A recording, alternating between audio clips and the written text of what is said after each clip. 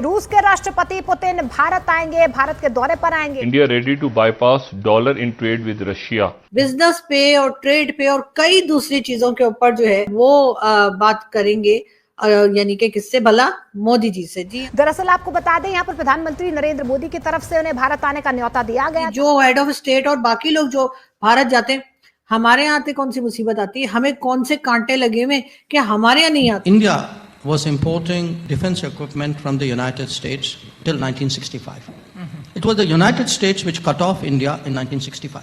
कोई दुनिया का बड़ा लीडर पहुंचता है तो वो भारत से कोई ना कोई डील करके ही जाता है।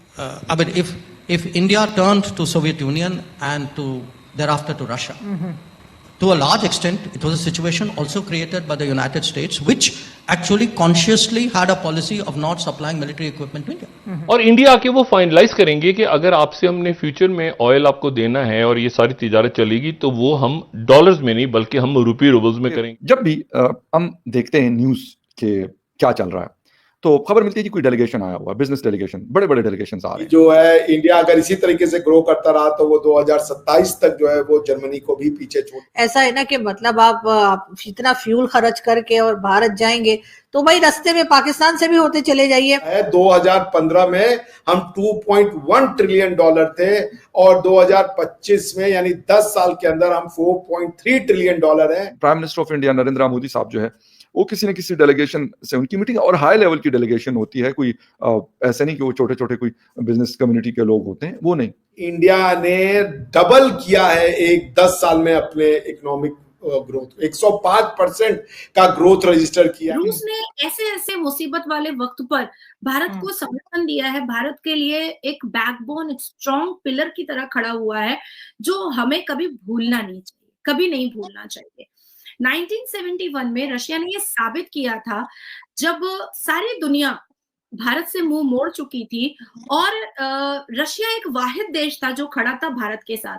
याद होगा आपको भी जब 1971 में पाकिस्तान ने और बांग्लादेश का युद्ध चल रहा था तो पाकिस्तान ने भारत के खिलाफ एक युद्ध अनाउंस किया था 3 दिसंबर को और ऑपरेशन चंगेज खान के नाम से पाकिस्तान ने हमला कर दिया था भारत पर। 4 दिसंबर हम सबको पता है कि इंदिरा गांधी की सरकार चल रही थी। 4 दिसंबर को भारत ने भी पाकिस्तान के इस युद्ध को एक्सेप्ट किया, लेकिन उस वक्त यूएस, यूके, चाइना और अरब के जो मुल्क थे वो सब के सब पाकिस्तान की जुबान बोलते थे और पाकिस्तान के समर्थन में खड़े थे। इवन अपने सारे डिफेंस के पावर से यूएस और यूके ने पाकिस्तान को समर्थन किया था और भारत पर हमला करने के लिए पाकिस्तान की मदद की थी। उसी वक्त में और बे ऑफ बंगाल में तो पूरा घेर भी लिया था पाकिस्तान ने हमारे भारत को। उसी वक्त में रशिया ने अपना डिस्ट्रॉयर, अपना सबमरीन, अपना मिसाइल, अपना लॉन्चर सब कुछ भारत के सुपुर्द कर दिया था और हमने 1971 की जंगें जीती और हमारे आर्मी ऑफिसर्स ने ये साबित किया कि इतना आसान भी नहीं है कि भारत को हराया जा सके, जिसका प्राउड जो है 1971 की जीत का प्राउड जो है, जो एक घमंड है, जो एक वैल्यू है, वो आज भी हम गाए बगाए बोलते हैं कि 1971 की जंगें हमने हराई थी पाकिस्तान को, लेकिन उसमें एक बहुत बड़ी भूमिका जो थी वो रशिया की है। अब क्योंकि डोनाल्ड ट्रंप की जीत हुई है और रशिया को पता है कि मोदी जी और डोनाल्ड ट्रंप जो है वो सिर्फ 2 लीडर नहीं है, 2 ग्लोबल बड़े लीडर नहीं है, बल्कि दोनों आपस में बहुत ही खूबसूरत दोस्त है, बहुत ही बेहतरीन दोस्त है। अब क्योंकि डोनाल्ड ट्रंप भारत को लेकर के बहुत बड़े-बड़े चीजें आने वाले वक्त में करने वाला है और साथ ही साथ अभी जो हमारे पास एक नई ताजा तरीन खबर आई है कि डोनाल्ड ट्रंप के क्लोज में जितने भी एमपीज जो ओथ ले रहे हैं उसमें ज्यादातर हिंदू। जैसे अभी डोनाल्ड ट्रंप ने अपॉइंट किया है तुलसी गबर्ड को, जिसने अपनी माँ के साथ जिसने हिंदू धर्म को एक्सेप्ट किया था और कल जब वो ओथ ले रही थी तो वो गीता हाथ में लेकर के ओथ ले रही थी तुलसी गबर्ड।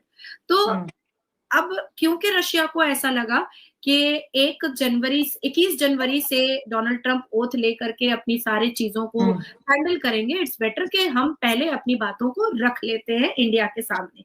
ठीक है। अब क्योंकि भारत जो है वो हर एक तरीके से बहुत ही ज्यादा स्ट्रॉन्ग पोजीशन पर है। पिछले 11 साल से अगर हम उठा करके 2014 से अगर हम देखें तो 2024 तक में भारत ने उस बुलंदियों को छुआ है जिसकी कल्पना कोई नहीं कर सकता था। आज से आप 13 साल 11 साल पहले आप चले जाओ तो भारत के ऊपर पाकिस्तान भी हंसता था कि भाई तुम्हारे यहाँ है क्या, तुम हो ही क्या।